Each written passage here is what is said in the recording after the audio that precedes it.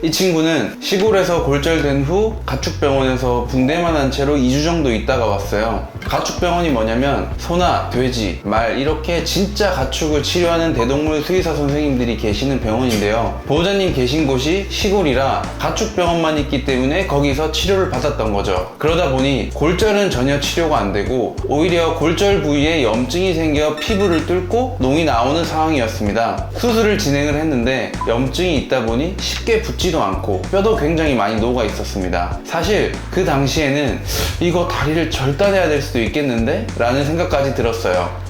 안녕하세요. 외과 수의사 이종진입니다. 오늘은 제가 했던 수술 중에 진짜 힘들었던 수술을 이야기해 보려고 합니다. 힘들다 하는 수술을 말하려고 하면 생각나는 수술 중 하나는 아마 외과 수의사 모두 동감하는 부분일 텐데 성대 제거 수술일 거예요. 이건 수술 자체가 힘들다기보다는 심적으로 힘들죠. 성대 제거 수술을 요청받은 경우는 요새는 거의 없긴 한데 제가 이전에 병원에서 근무했을 때 보호자님의 사정을 들어보면 무작정 거부하기가 어려운 사연도 있습니다. 대부분은 특수한 상황에서들 요청하시곤 하세요. 갓난아기가 태어났는데 아기를 향해 계속 짖는다거나 이사를 갈 수 없는 상황에서 이웃 주민들의 민원이 너무 들어온다거나 행동 교정이나 이런 걸 받아도 고쳐지기가 어려운 경우에 마지막 선택으로 오신다고 하시더라고요. 어쩌면 책임지고 싶은 마지막 방법으로 하시는 경우도 있습니다. 근데 이 상황을 알아도 선택하기는 쉽지는 않아요. 왜냐면 성대 제거 수술을 해도 완전히 소리가 안 나오는 게 아니고 수술하고 나서 짖으려고 하면 이때는 쇳소리가 나오거든요. 이걸 들어보면 차마 또 제 손으로 하기가 좀 그렇습니다.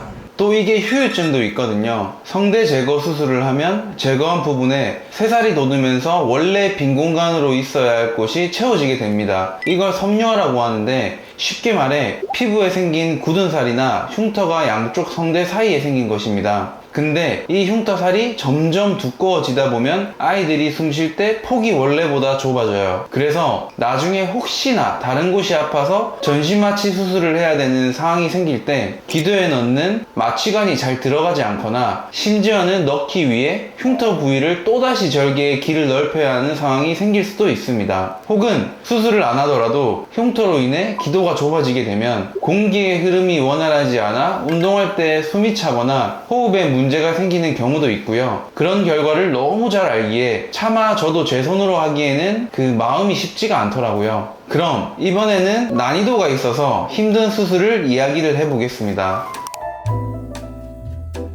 개인적으로 다른 외과 수의사분들이 피하고 싶어하고 저조차도 들어갈 때는 항상 신경이 쓰여서 한 번 더 마음을 다 잡고 가는 수술이라고 하면 부신종양, 간종양이 있습니다. 사실 이 수술이 어려운 이유는 잘 안 보이는데 위험한 혈관이 근처에 있기 때문입니다. 보통 쉽게 얘기해 시야가 제한적이라고 표현을 해요. 부신종양 같은 경우는 왼쪽에 있냐 오른쪽에 있냐에 따라 난이도가 달라지는데요. 오른쪽에 있는 부신종양이 난이도가 더 높습니다. 왜냐면 오른쪽 부신은 대정맥과 가까운 곳에 위치하게 되는데 부신종양을 제거하는 과정에서 대정맥을 손상시키게 되면 수술하면서 출혈로 사망을 할 수가 있어요. 실제로 이건 좀 보기 어려우실 수도 있는데 수술할 때 대정맥과 부신이 바로 옆에 붙어 있는 걸 보면 좀 더 와닿으실 거예요. 이건 부신의 해부학적 구조인데 아까도 제가 보여드렸지만 부신과 정맥이 너무 가까이 있으니 정맥이 터져 출혈이 생길 수도 있고 수술 중 부신을 건드릴 수밖에 없는데 수술 중의 자극으로 호르몬이 분비되거나 혈관 안쪽의 손상으로 인해 혈전이라는 것이 만들어질 수도 있습니다. 혈전이 뭐냐면 피덩이 같은 것이라고 이해하면 됩니다. 근데 이 피덩이가 큰 혈관을 막거나 폐로 가게 되면 수술이 잘 끝났어도 호흡곤란이나 순환장애로 목숨을 잃을 위험이 있습니다. 그래서 수술할 때 초집중해서 하게 되는 수술이죠. 간종양 같은 경우도 비슷한 이유로 난이도가 높습니다. 좌측에 비해 우측이 큰 혈관과 인접해 있기 때문에 수술 시 출혈의 위험성이 높고요. 근데 사실 수술 난이도라는 게 꼭 어떤 수술이냐로 정해지는 건 아니고요. 아이들이 다친 상태에 따라 다른데요. 제가 했던 아이 중에 가장 힘들었던 경우는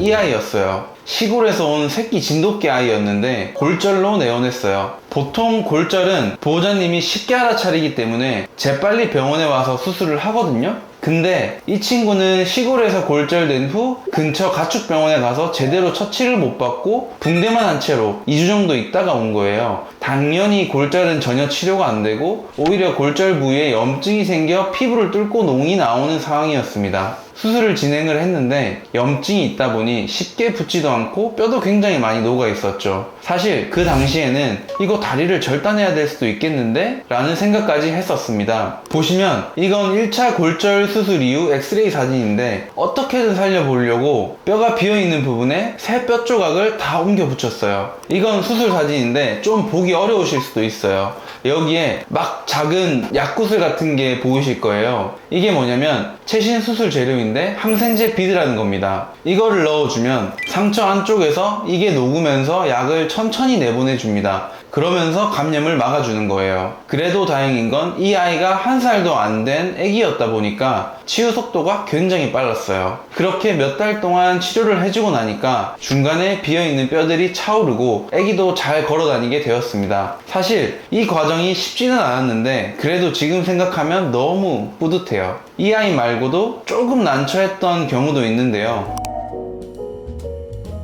제가 개원을 하기 전에는 다른 병원에서 수술을 의뢰받아서 하는 병원에 있다 보니까 특이하고 남들은 경험해보지 못할 많은 수술을 했어요. 오는 아이들 중에는 다른 병원에서 이미 수술을 받았는데 문제가 생겨서 온 경우도 꽤 많았습니다. 그중 기억나는 게 주희라는 아이였는데요. 이 아이는 건강검진을 하다가 배 안에 덩어리가 관찰되어 수술을 하러 왔어요. 처음에는 복강안의 종양이라고 듣고 수술을 시작했습니다. 근데 수술을 하면서 보니까 배 안에 꺼지가 있더라고요. 보호자님께 여쭤보니까 최근에 타 병원에서 개복 수술을 받았다고 하셨습니다. 저는 수술 후에 어떤 걸 제거했는지 항상 보호자님께 직접 보여드리기 때문에 어떤 것이 나왔는지 말씀을 안 드리기가 굉장히 어려운데요. 수술을 하면서 보니까 이전 수술 당시에 꺼지를 다 못 빼고 봉합한 것 같더라고요. 근데 이건 누가 봐도 꺼지라서 이전 병원의 과실인 것을 모를 수가 없거든요. 이럴 때가 굉장히 저는 난처하죠. 다행히도 이전 병원 원장님께서 보호자님께 사실대로 말하고 원장님께서 책임을 지시겠다고 말씀을 하셔서 잘 넘어갔습니다. 이렇게 주희처럼 이전 수술이 잘못돼서 오는 경우가 생각보다 굉장히 많습니다.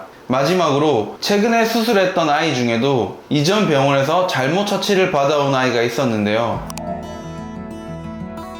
대표적으로 십자인대 수술이 그렇습니다. 십자인대가 끊어졌다거나 디스크가 터져서 마비가 되었는데 사실 이 경우는 수술을 해야 되는 상황이거든요. 근데 약물 치료를 하거나 재활 치료를 하는 등의 수술 후에 해야 될 처치들을 수술을 대신해서 진행해왔던 애기들이 있어요. 왜냐면 이 십자인대 수술이 아무나 하기가 어려운데 못한다고 말하기는 좀 그렇잖아요. 이 아이는 한 달 동안 십자인대 파열을 약물 치료만 하다가 관절낭 자체가 두툼해져 다리 펴는 것조차 어려웠던 아이예요. 보시면 처음에 저한테 왔을 때 걷는 것을 촬영한 건데 다리를 계속 들고 있습니다. 근데 보니까 십자인대 수술만 하면 바로 괜찮아지겠더라고요. 물론 십자인대 수술이 뼈를 자르고 붙이는 수술이라 쉬운 수술은 아닙니다. 대신 제대로만 하면 예후가 굉장히 확실합니다. 이 아이도 보면 한 달 동안 들고 다니다가 이게 수술을 하고 3일 지난 영상인데 다리를 딛고 걸어 다니기 시작했어요. 이렇게 한 달가량 못 걷는 애들이 다시 디디기 시작하게 되는 것을 보면 개인적으로 굉장히 뿌듯합니다.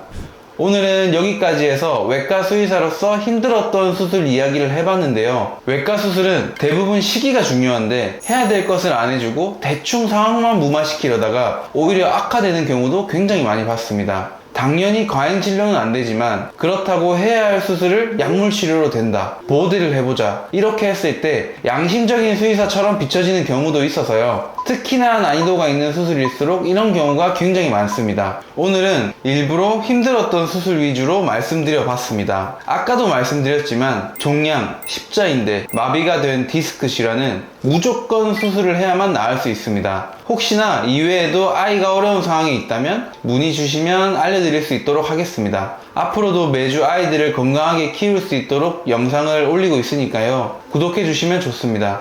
다음 주에 만나요.